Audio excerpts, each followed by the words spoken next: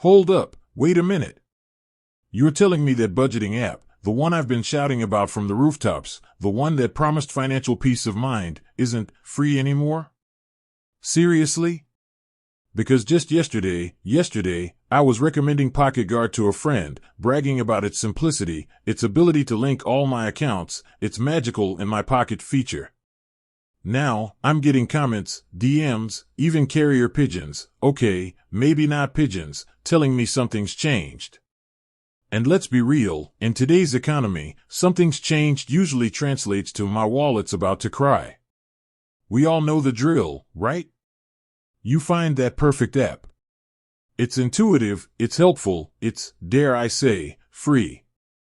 You build your entire financial routine around it, like a meticulously constructed Jenga tower. Then, boom. A notification, a subtle email, a cryptic update, and suddenly, you're looking at a paywall. It's like your favorite coffee shop suddenly deciding that Air is now a premium subscription service. Now, PocketGuard has been a staple for many of us, especially those trying to navigate the choppy waters of personal finance. It streamlined budgeting, it offered a clear picture of spending habits, and it did it all without making you feel like you needed a finance degree to understand it. The In My Pocket feature, that glorious little number that told you exactly how much you had left to spend after bills and savings. Genius. And the ability to link all your accounts? Lifesaver. So, what happened? Is this a case of a company needing to adapt to the ever-increasing costs of development and maintenance? Are we seeing a shift towards a freemium model? Or is this a full-blown pay-up or pack-up situation? Let's dive in. First, let's address the elephant in the room. Yes, some features that were previously free are now part of a paid subscription.